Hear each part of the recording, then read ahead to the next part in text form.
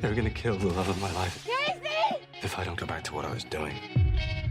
Our line of work is quite brutal and quite ruthless. How far would you go for love? You steal truck, bring it to me. Then you make your money. Is it dangerous? Of course it's dangerous! Nicholas Hoult, Felicity Jones, with Ben Kingsley and Anthony Hopkins. All this trouble, all this pain, for love. Collide, now playing. Rated PG-13, may be inappropriate for children under 13. Blog Talk Radio. Good morning.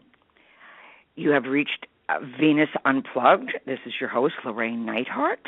I started the show a little early today because it's an action-packed day, and I need to be up and about because we've been locked in our homes in New York City with the snow. Although it's been very peaceful, I've got to get started. So what we do here, it's all about Venus. Venus rules, whether it be the archetype, whether it be the planetary, her joys, her sorrows, and how she is constantly, how this feminine principle is constantly involved in all that we do if we can just observe it and find it. So what I'd like to, I've been working on here is the first generation Jungians, okay? And there's this astounding woman. Her name is Helen Luke. I think she was second generation Jungian, who is one of the finest writers that I've ever read. On her perception is so refined. So I would like to read some of her text on suffering, since there seems to be a lot of it, and the attitude that one needs towards suffering. One of the greatest tenets of the Jungian work, or the work of soul making, the word psychological means the study of the soul, and that is my absolutely grand passion. It never ceases to amaze me what the soul is capable of, what goes on in people, both good and evil. And certainly there's a hell of a lot of suffering. So I thought if we reflect on the way of what suffering is and how to relate to it. Because there's many kinds of suffering. But if we truly understand suffering, not as punishment, but it's the space between the tension of the opposites, two opposing things are happening. Someone in your life may be dying, and someone in your life may be giving birth. There's your opposites. Where do you go with that one? You consciously suffer the unknown, you suffer the miracle, the ego actually is suffering. Life and death, it's nothing personal. So this comes from a book called Old Age Journey into Simplicity by Helen M. Luke. That's L-U-K. And I'm going to read. Suffering is a word used to express so many kinds of experience that its precision of meaning has been lost. The Latin verb fer means to bear, to carry, and suffer derives from it, with the prefix sub meaning under. This is reminiscent of the term undercarriage, that which bears the weight of a vehicle above the wheels, which is an apt image of the meaning of suffering in human life. Because I make the association of an Hermes scarf, but Venus always jumps in with me, okay? So in the contrast, the word suffer, such terms as affliction, grief, and depression all bring images of weight bearing down. To be afflicted is to be struck down by a blow, to strike. Grief is derived from gravor, and to be depressed is to be pressed down. Only when we suffer in the full sense of the word do we carry the weight. That's when we get kind of paralyzed, or we could feel like we have lead in our blood. It's like, oh my God, I can't move. It's an authentic suffering. A man may say, I'm so terribly depressed, I can't bear the suffering, when in fact, he may not be suffering at all, but simply lying down under the weight of outer circumstances or an inner mood.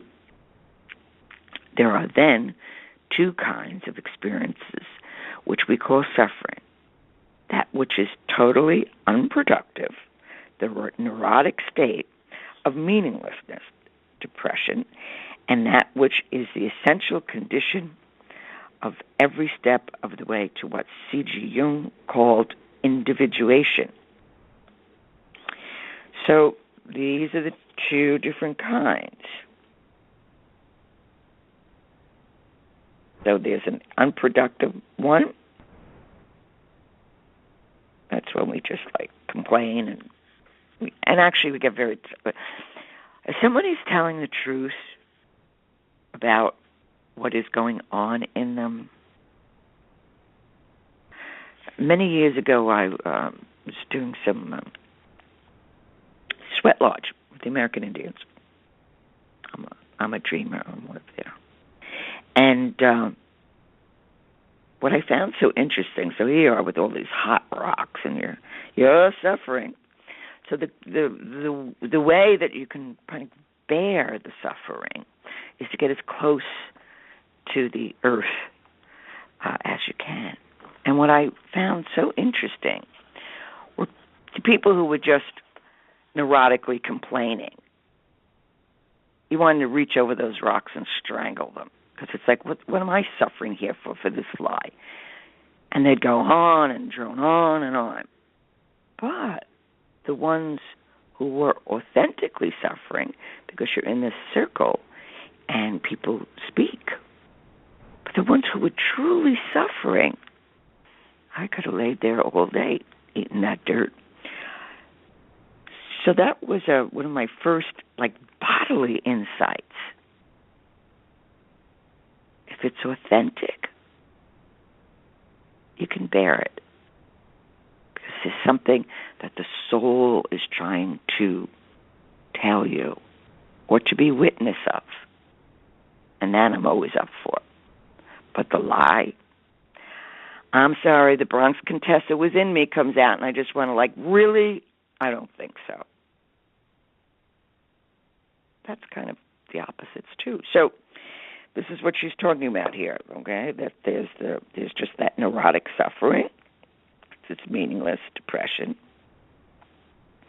And the other is the essential, which is the essential condition of every step on the way to what C.G. Jung calls the individuation.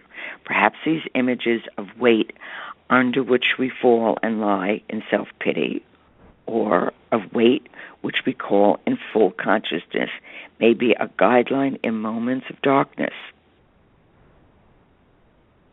The blows of the great affliction or grief are comparatively rare. But day-to-day onslaughts of hurt feelings, black moods, exhaustions, resentments, and most deadly of all, false guilt, are the training ground. And nothing is too small to offer us an opportunity to choose between suffering and depression. So that's pretty powerful. And this kind of very feminine, deeply wise. One of the things I love about Helen Lucas, she's one of the few people on this earth who are individuated. She comes from that state of wholeness. So she can sock you over the head with the wisest truths, and you know that's what she's talking about.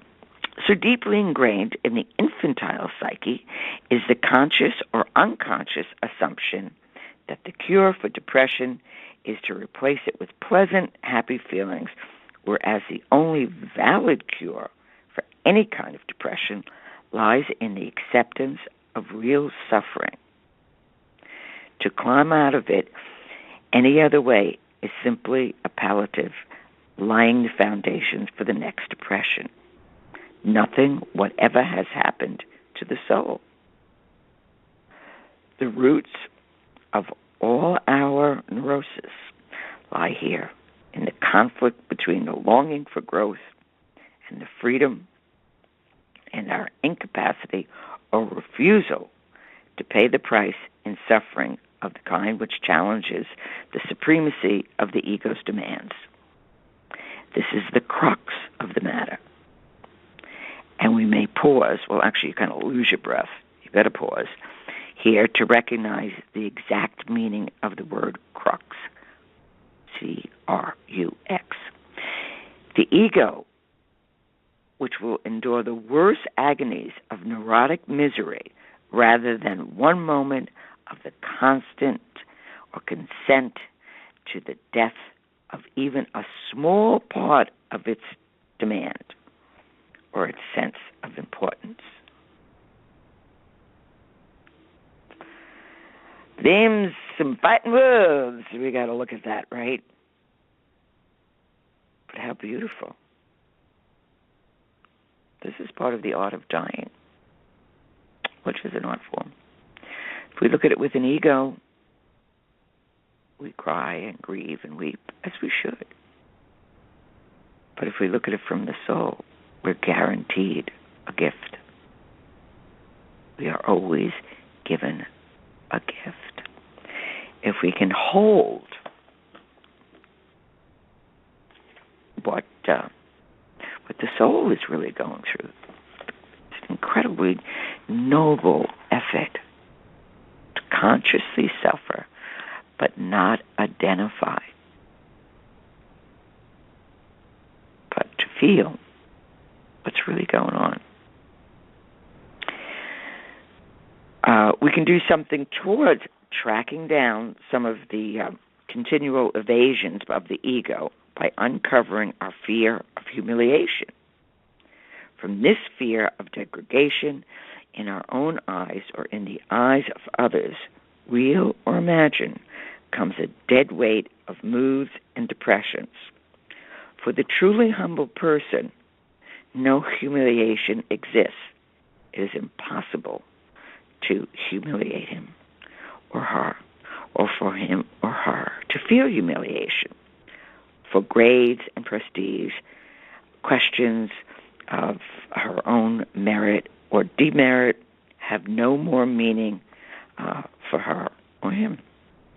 But the way to humility lies through the pain of accepted humiliation. Humility, humble, comes from the humus, the earth, the dirt, just being human. It's very humbling, but also very profound, because that's where it's at. So in the moment of picking it up and carrying it without any movement towards self-justification, we cease to be humiliated and we begin to suffer. In this context, it is well to realize the extent to which we are all open in the unconscious to the present collective worship of what we call grades. Worship is not too strong a word. The more the conscious ideal of the quality of man is proclaimed on the wrong levels, the more desperate becomes the unconscious urge to assert the differences, and the yearning for prestige of all kinds breaks loose from the natural hierarchies of being into the struggles of the ego for ascend. The inequalities of class in the aristocratic age, absurd though we may call them, were certainly less conducive to neurosis than the gradings of money, academic power, IQs, A, Bs, and Cs in every department of life, which can so dominate our personal unconscious that we are busy grading our weaknesses day in and day out. Very different thing from searching them out and carrying them. The poison of false values thus invades every corner of the psyche. A question to be constantly asked in moods of weakness and depression is, am I grading myself, or am I recognizing the golden opportunity to suffer and so to deny some small degree of the ego's demand for prestige? Well, that'll take your weekend up. That question, there's nothing like a well-placed question. Ego hates that, because then we learn to live the question.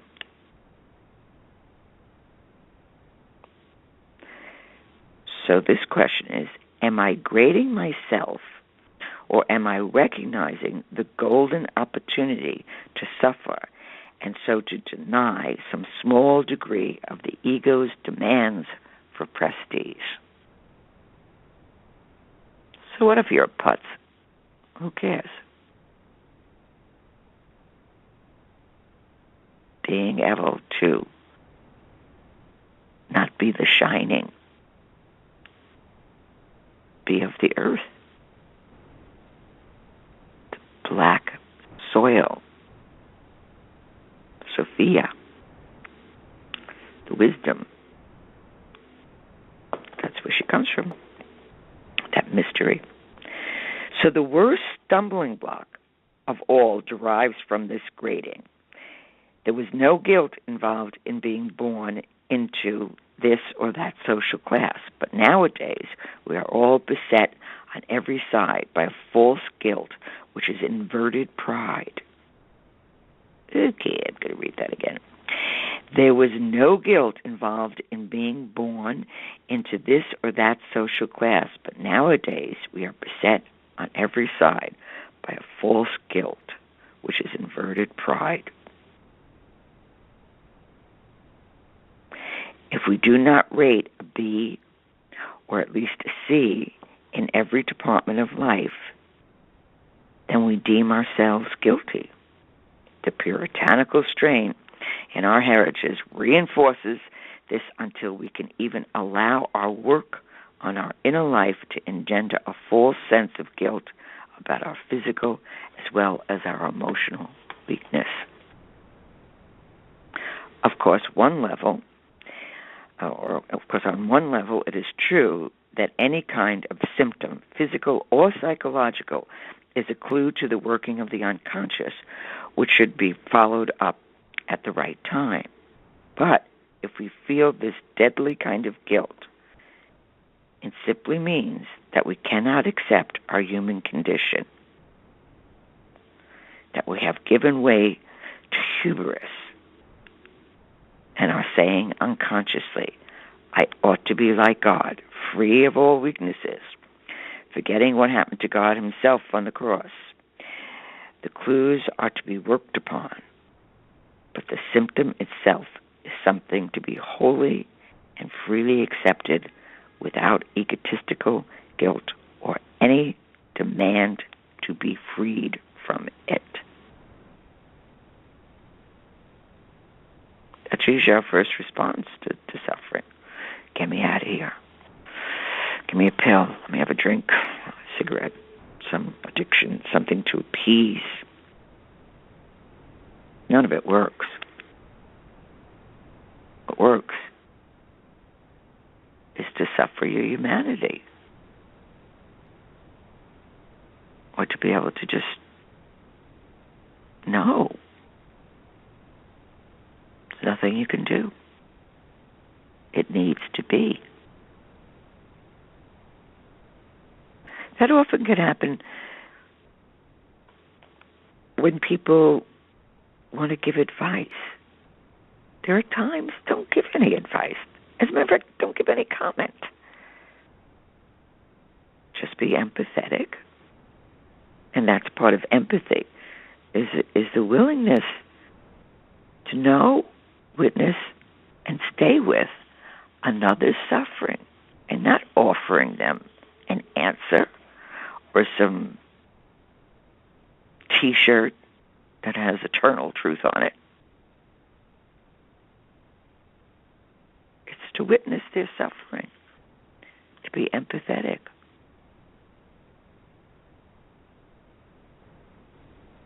That's when miracles happen.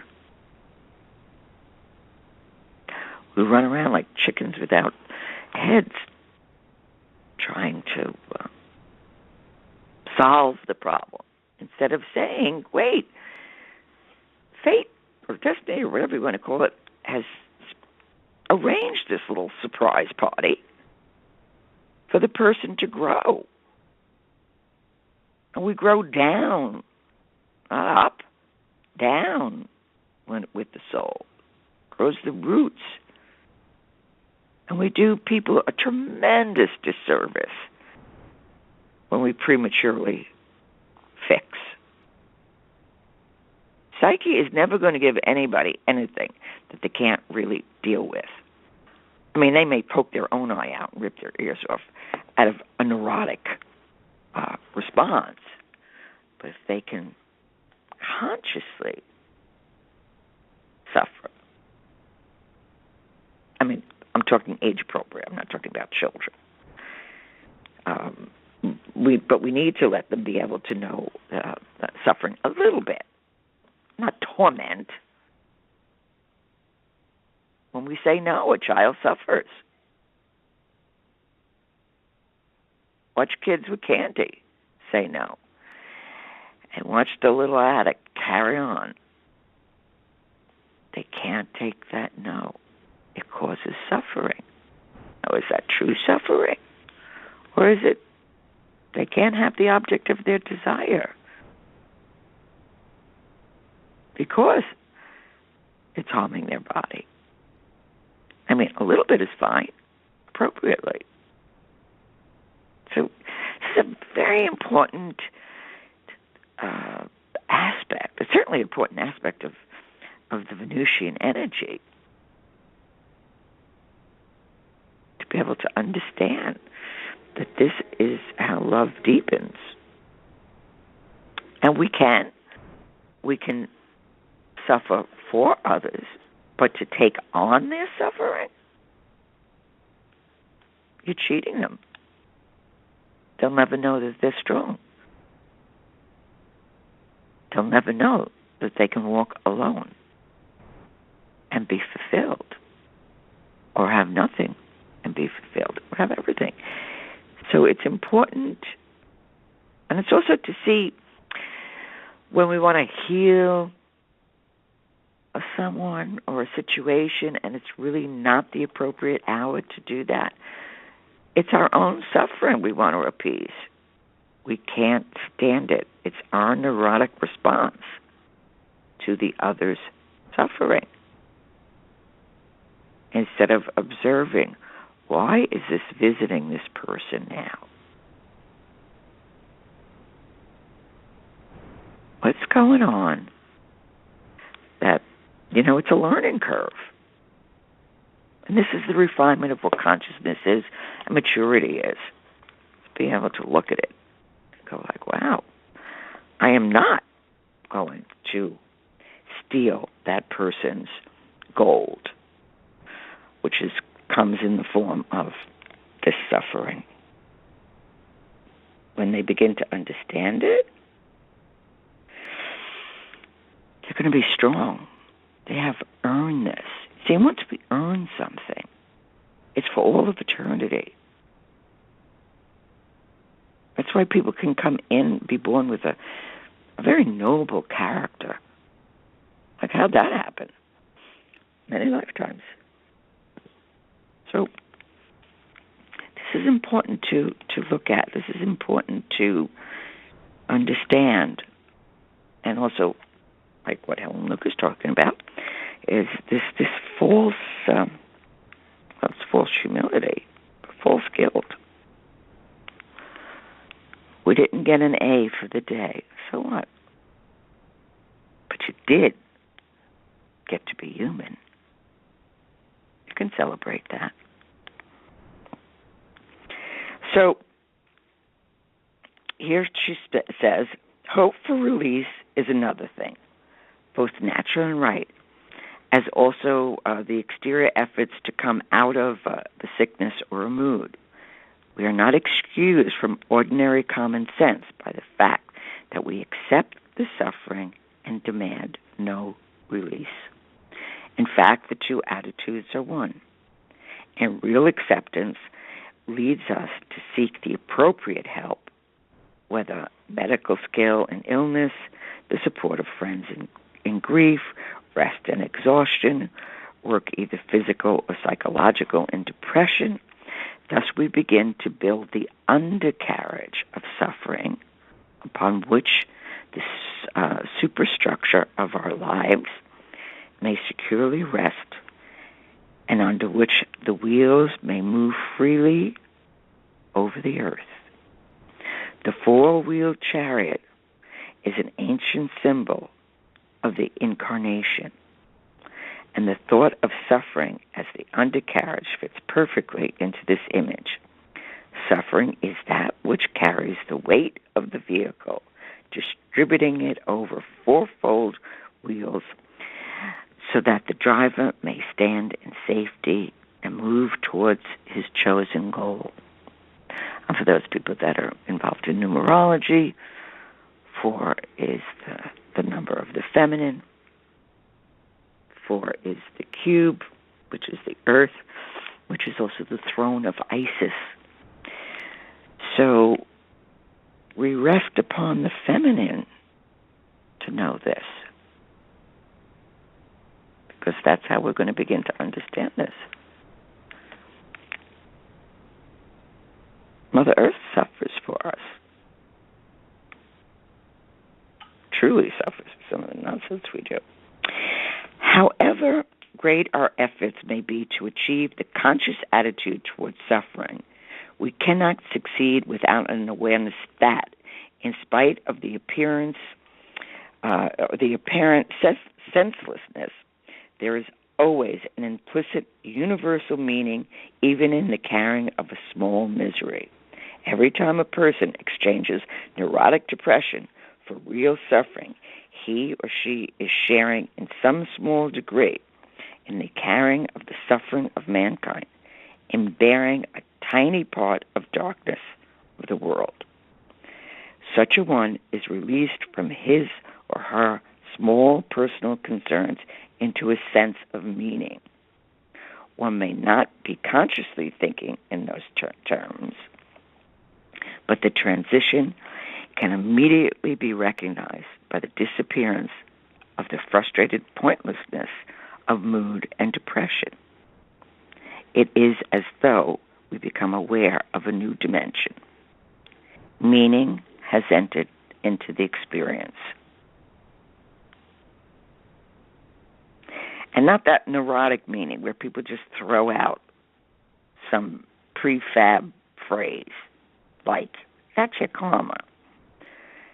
That is useless, absolutely ridiculous. You don't know what anybody's karma is, and you don't know if it's past, present, or future. That's just often that's an unconscious attack, but people don't even realize it. So here we may be emotionally moved and filled with horror and pity when we hear of the tragedies of human lives at a distance, but the emotions lift no burden. They carry nothing. In contrast, the smallest consent to the fierce, sharp pain of objective suffering in the most trivial seeming matter may have an influence.